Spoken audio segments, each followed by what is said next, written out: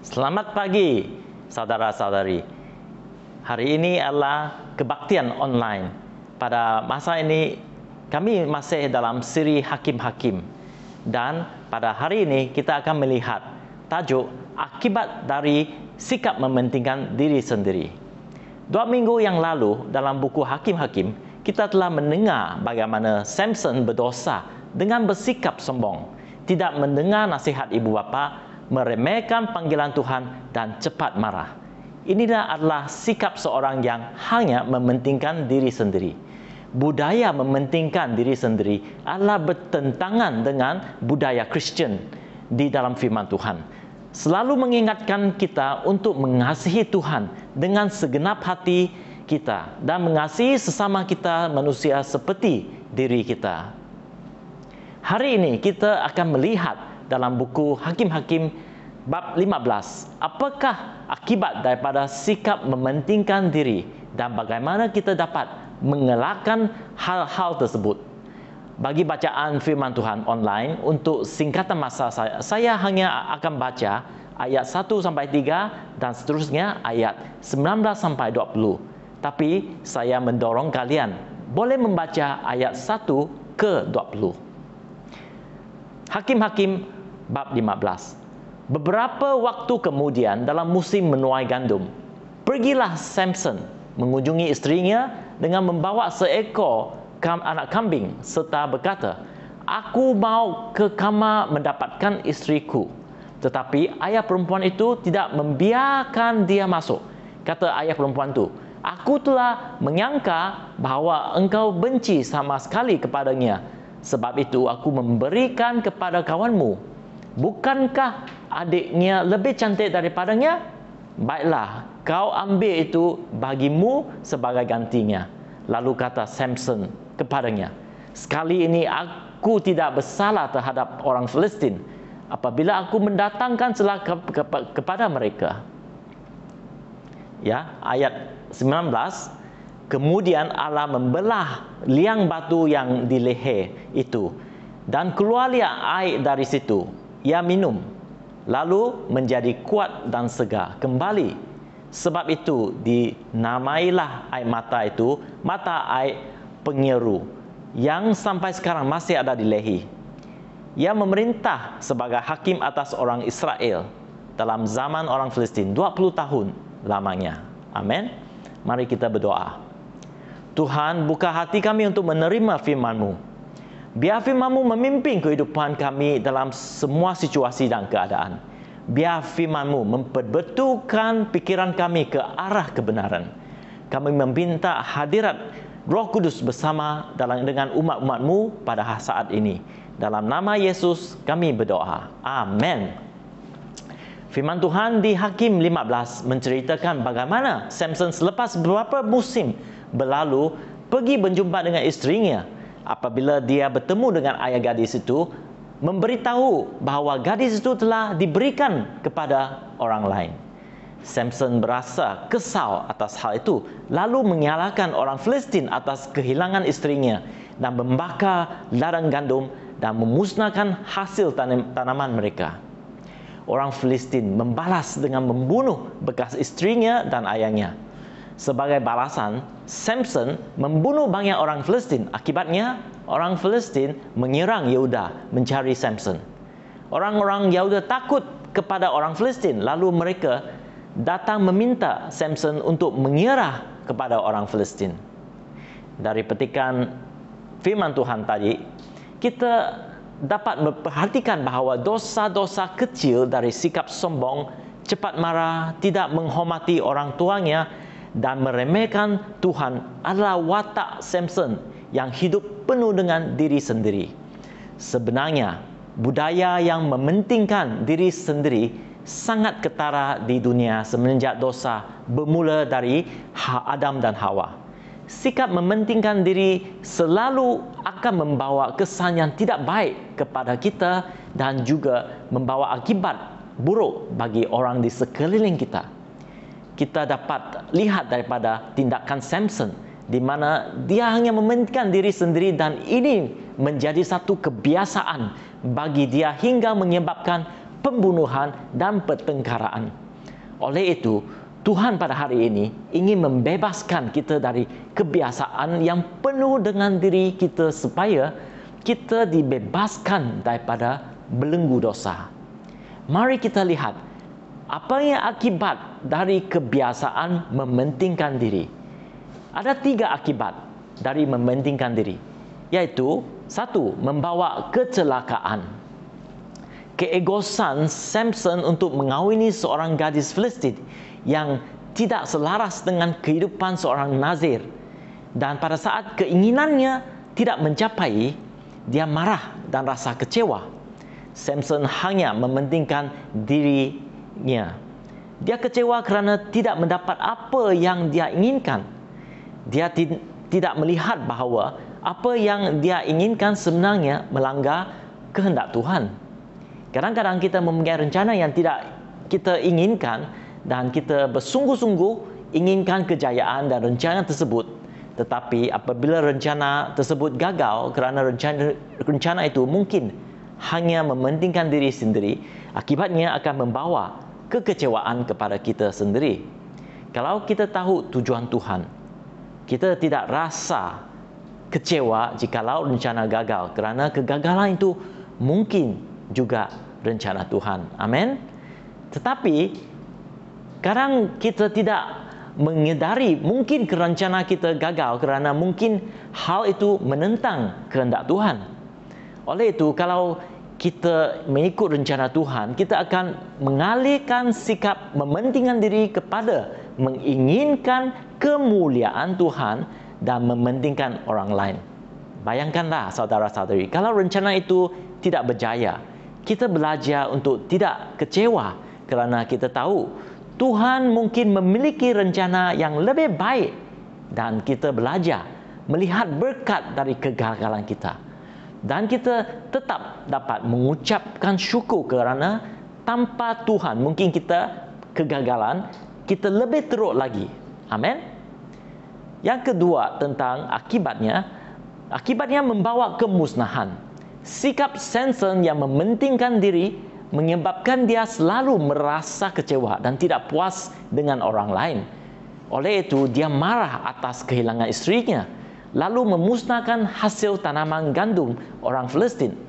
Selalunya, apabila kita mengalami kerugian, sikap semula jadi manusia adalah melampiaskan kesalahan kepada orang lain, mengutuk, dan kemudian mau membalas dendam. Betul kan? Samson sanggup memusnahkan harta benda orang lain walaupun mereka tidak melakukan apa-apa terhadap Samson. Ini kerana sikap yang penuh dengan diri sendiri dan selalu melihat dirinya besar dan benar dan berhak untuk menghukumkan orang lain. Kadang-kadang kita melihat di mana apabila seorang menjadi marah, dia tidak akan berfikir secara rasional dan mulai melakukan sesuatu yang tidak baik atas kemarahan dengan memusnahkan harta benda. Kadang-kadang kemarahan itu akan membuat orang lain juga menderita. Betul kan? Seperti kata pepatah, orang yang disakiti menyakiti orang lain. Kita pernah mendengar berita tentang penganiayaan orang yang tidak berdaya seperti kanak-kanak dalam jagaan mereka. Kenapa? Sebab ini adalah akibat daripada kemarahan. Inilah kata pepatah yang dapat mengingatkan, terutama pada saat kita menghadapi keadaan yang kita rasa tidak adil atau berhadapan dengan kegagalan. Ini adalah kata pepatah. Lawanmu bukanlah orang lain, tetapi lawanmu adalah rasa menundamu. Lawanmu adalah egomu. Lawanmu adalah pikiran negatifmu. Lawanmu adalah rasa malas belajar lagi. Lawanmu adalah dirimu sendiri. Maka menanglah atas dirimu sendiri. Amin. Mari katakanlah pada kita saat ini, menanglah atas dirimu sendiri. Amin. Yang ketiga yang mengakibatnya adalah yang membawa pemusnahan. Akibat dari dosa Samson orang Palestin bertindak dengan membunuh bekas isteri Samson dan ayah kepada bekas isterinya. Daripada kejadian tersebut, Samson membalas dengan membunuh orang Palestin. Permusuhan antara Samson dan orang Palestin. Ini adalah satu contoh balas dendam atas dendam yang tidak berkesudahan. Selalunya dendam terhadap suatu bangsa atas kesalahannya yang dilakukan antara nenek moyang mereka berlarutan dari generasi ke generasi. Balas dendam ini akan berulang-ulang dan selalunya tidak akan dipatah kecuali mereka memusnahkan musuh mereka sampai habis. Benar kan? Kita melihat masalah budaya mementingkan diri adalah budaya duniawi. Apabila budaya ini menentang cara Tuhan, ia selalu akan mendatangkan akibat yang tragis. Budaya ini adalah budaya dan akibat dosa berdasarkan firman Tuhan. Selama setiap orang atau setiap kumpulan berpegang pada agenda yang mementingkan diri sendiri, mustahil untuk berdamai dan bersepakat. Lebih buruk lagi, mereka menjustifikasikan bahawa mereka berhak menyakiti orang lain. Saudara-saudari, adakah jalan keluar dari masalah dosa? Ya, ianya memerlukan campuran tangan Tuhan yang murah hati. Oleh itu, poin yang kedua dalam firman Tuhan adalah tentang campuran tangan Tuhan yang maha baik. Saya percaya Samson yang terlibat dengan budaya mementingkan diri telah merasa kekecewaan, kemusnahan dan permusuhan sampai ke satu tahap di mana dia berasa kesal atas kesemua kejadian yang menimpanya. Saat itu, Samson mengundur diri dan tinggal di dalam gua. Pada satu saat ketika 3,000 orang Yehuda berjumpa dengan Samson dan meminta supaya Samson menyerah diri. Dengan tidak disangka, Samson sanggup menyerah diri dan malah sanggup diikat dan diserahkan kepada orang Palestin. Pada saat tersebut, saya percaya Samson telah berdepan di persimpangan jalan di mana dia harus memilih untuk terus dalam kehidupan yang tidak berhasil atau iaitu membawa kekecewaan, kemusnahan dan permusuhan, atau mulai berpaling kepada Tuhan dan berjalan dalam kehendak Tuhan. Saya pasti pada saat itu Samson bertaubat kerana dia baca di firman Tuhan bahawa ketika Samson hendak diserahkan kepada orang Palestin, roh Tuhan datang kepadanya. Saudara-saudari, saya percaya firman Tuhan menunjukkan apabila seseorang ingin kembali kepada Tuhan dan bertaubat dan rela menyerahkan diri atas perbuatannya yang tidak berhasil, pada saat mereka berseru kepada Tuhan, Tuhan akan menolong mereka. Tuhan memberi peluang kepada Samson dan pada saat dia diserahkan kepada askar Palestin, Tuhan memberikan Samson kekuatan gaib untuk memutuskan tali yang mengikatkannya. Ini adalah rahmat Tuhan untuk Samson. Tuhan campur tangan, bukan kerana Samson itu baik, tetapi kerana Tuhan itu baik. Amin. Dalam satu pertempuran untuk mempertahankan dirinya, Samson menewaskan 1,000 musuh-musuhnya. Begitu juga ketika Tuhan memberi kita kejayaan dalam mengatasi cabaran dan masalah kita, atau ketika Tuhan memberkati pekerjaan atau pelayanan kita, ingatlah, itu adalah rahmat Tuhan. Tuhan baik kepada kita walaupun kita tidak sempurna. Betul kan? Itulah rahmat Tuhan. Sekali lagi, kita melihat rahmat Tuhan bekerja selepas pertempuran. Tuhan secara ajaibnya menyediakan air bagi Samson melalui batu. Setelah dia berseru kepada Tuhan untuk meminta pertolongan. Betul? Ya. Adakah anda akan melalui masa yang sukar dalam hidup anda? Mungkin Anda berada dalam kekacauan kerana orang lain atau kerana akibat kesalahan sendiri. Berbaliklah kepada Tuhan. Carilah Tuhan.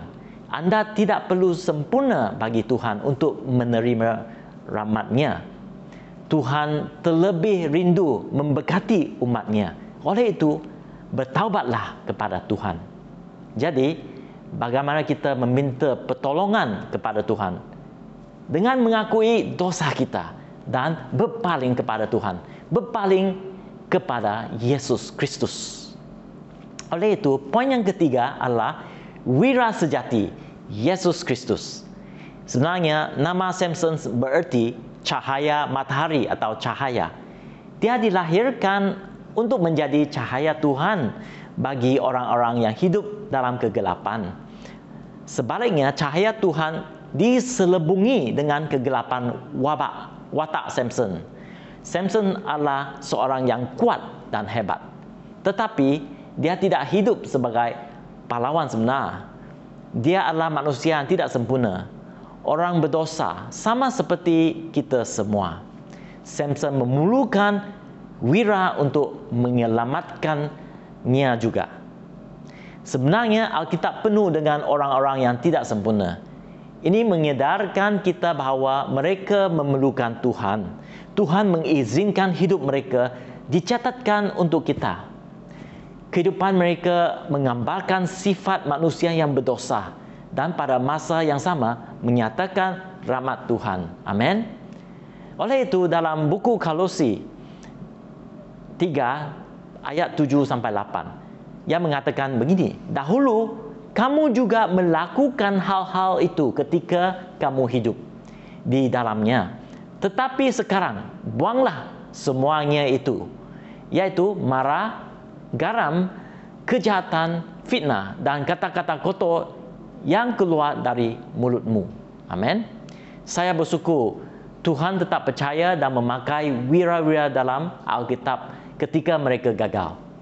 Dan terlebih lagi, saya sangat bersyukur Tuhan tidak menyerah dan selalu memberi kesempatan kedua bagi kamu dan saya apabila kita gagal. Sebenarnya Yesus Kristus menyerahkan nyawanya di kayu salib untuk menghapuskan dosa dan penghakiman kita. Wira manusia tidak pernah sempurna. Wira Alkitab tidak pernah sempurna. Tuhan tidak menyerah dengan mereka. Begitu juga kita. Amin.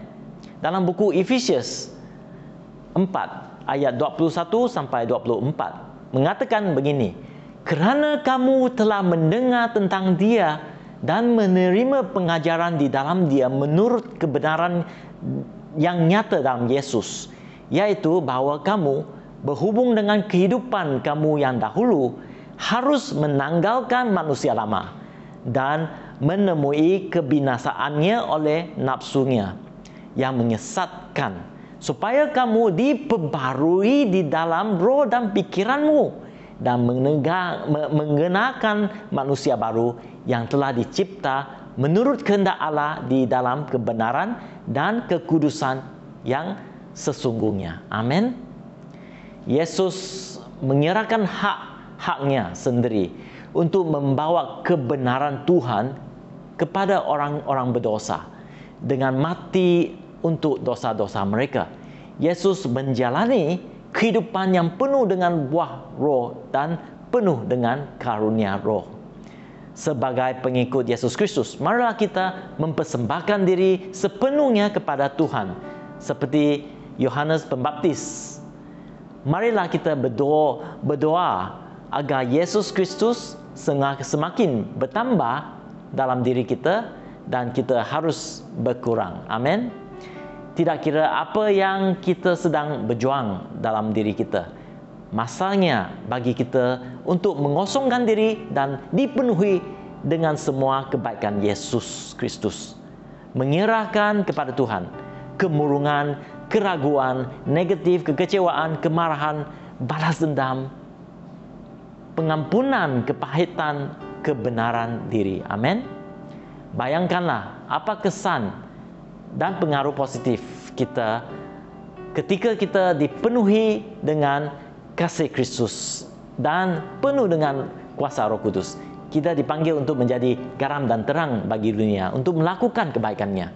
Sudah waktunya untuk bangkit dan bersinar bagi Yesus Kristus. Cahaya kita telah datang. Amin. Mari kita berdoa. Bapa di syurga, kami mengucap terima kasih untuk firman-Mu yang mengingatkan kami bahwa Yesus adalah cahaya bagi kami melepaskan diri dari belenggu dosa yang terjadi apabila kami hanya mementingkan diri.